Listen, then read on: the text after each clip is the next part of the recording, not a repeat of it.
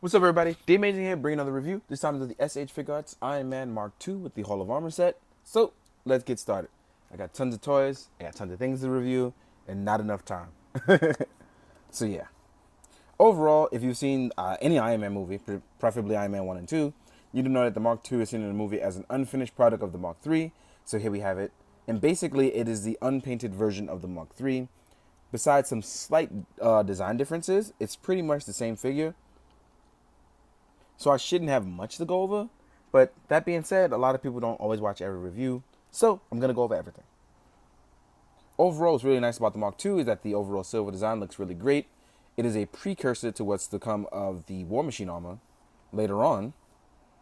But this is really nice. The only thing that doesn't really stand out about this suit is that you wish that it could light up. You have the clear light repulsor, which looks really nice. You have the rivets in the chest to show that it's unfinished design without the modifications. It just looks cool seeing something really silver and really nice that's not dirty or anything like that. Movie design wise, I think this is probably one of my favorite suits besides the War Machine armors and probably the Mark 7. I'm really enjoying this suit. So one of the cool things about it is that it's an unpainted version of the Mark III. And since I really enjoyed the Mark III, especially because the Mark III is really comic accurate, that has nothing to do with the actual the movie stuff. It's just really comic accurate to the extremists and the pre-extremist stuff. It's just really nice. So if you don't know anything about the articulation or what you're getting into, let's go over it. Overall, it stands really nicely. There's a bicep swivel. It's double jointed, as you just saw me mess with. You can actually pull the joints out some to give you a better range of motion that's reflective of a butterfly joint, but not. So it can rotate a full 360 degrees. The neck can go down. The neck can go up and rotate a little further up. That way you're allowed for flight poses. Oop, let's do that. Let's actually make it look good. So for flight poses, you can actually plunk the head all the way up. So as you can see, you get the back articulation really nicely, and you get the forward articulation. Now, you actually get something really nice here because before they started redoing the armors, especially the Mark 6, there was a bunch of things as far as ankle pivot wise that you would have some trouble with. You're still gonna have some trouble with it here, especially because even though you get ankle pivot and you get the die-cast feet, you lose the ankle pivot on the Mark II simply because of this design right here. There's a design flaw, which obviously armor wise for a toy, it doesn't work out. But here in the movies, it obviously does because you can, CGI it. But yeah, overall, the Mark II I'm a really big fan of because I just like the silver design. It's something different. It's something nice. We all know Iron Man doesn't fight like this, but I'm just messing around and goofing off. But if it was obviously Rhodey in the armor, just like the fight between the Mark II and the Mark III, you're going to see him pretty much duff out a drunk Iron Man. So the rivet designs actually extend all the way down the arms as well. I don't know if you guys can see that really well. It extends to the chest and on both arms and down the legs. So even against the light, it reflects really well. That's another thing I like. It's just something different. I mean, I know we're always getting red and gold armors, or we're getting red and silver armors, but to have something that's nice and just silver, it's actually really nice. Here he is standing just really nice. And accessory-wise, it's the same as the Mark III. So you're going to get the flight panel pieces for the back. And I'm going to just take one off so you guys can see what's going on. And if I had nails, I'd be able to do this a lot easier. But I suck at that. So when in flight, you can obviously take one out. So this is one with one open. This is one with one closed. I'm just going to take that off for a second. You actually get the normal pre-flight hands with no repulsor blast from it. Or what I call karate chop hands. The thing about the Iron Man armors that I don't like that they actually went back to is that the flaps are actually separate the hands now.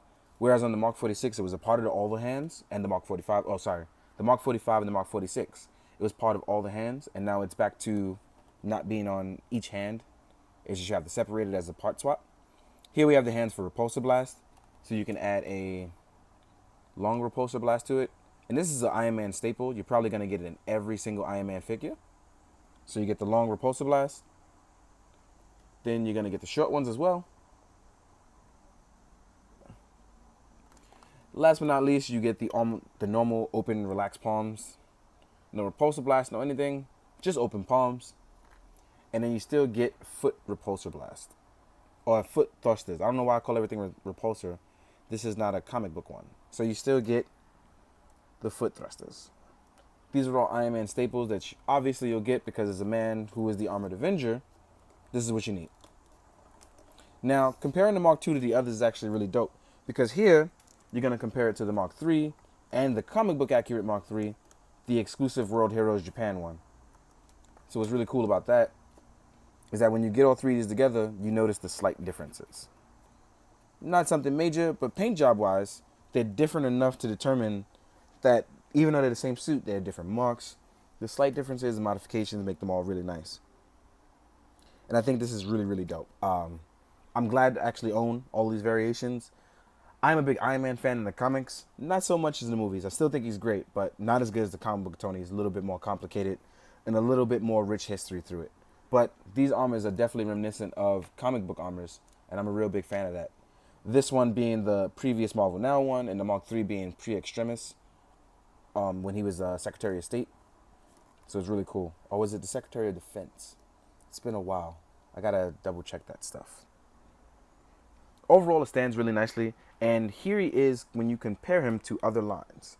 Just like most SJSF, it stands under Marvel Legends, but in between with other scales. So here he is next to my Snake Eyes Solitaire.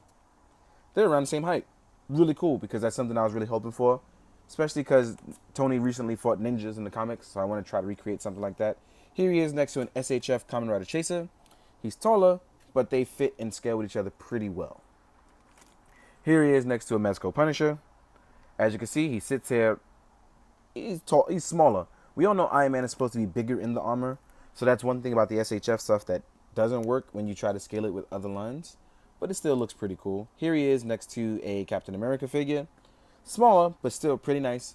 And with a little force perspective, I guarantee you can make it work. And I think that's it for things I can compare it to. But overall, I'm really enjoying the figure. I think it's really nice. And although it's pretty much the same figure, the real one-up here is that you're actually going to get a Hall of Armor. And as you've seen in my previous videos, the Hall of Armor pieces are really nice. You can combine it with other Hall of Armors. They will give you the pieces to combine it with. These are really cool. And also, when you add AAA batteries, three of them to it, they actually light up at the side, which is really dope. So overall, you're going to get the bang for your buck, because I don't think you want to pay the web shop prices to get this Iron Man on your own by yourself. And you want the Hall of Armor. I mean, who's not going to want to build a Hall of Armor? For years, people talked about building it, and this is your chance now. Overall, I'm really enjoying the figure, but you already can tell that. I hope you enjoyed this information. I hope you decide to get one or not get one. Either way, it works out. I hope you found this informative. I hope you're being good. I hope you do good. And most importantly, keep your hearts full and keep drinking water.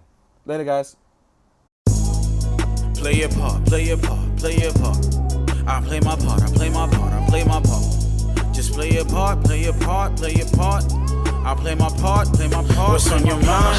What's in your heart? You down to ride? Just play your part. You want my mind? You got my heart. Of course I'm down to ride, so let me play my part. You play your part, I play my part, we play our part. I play my part, you play your part, we play our part. What's on your mind? Cause you got my heart. If we down to ride, we gotta play our part. You put in work, I put in work, let's make this work. I put you first, you put me first, we know our worth. I be your king, you be my queen, oh yeah, my earth. Let's stay together, pray together, scream in church. On the Bible, we ain't rival, we ain't enemies. We got history, we out here making memories.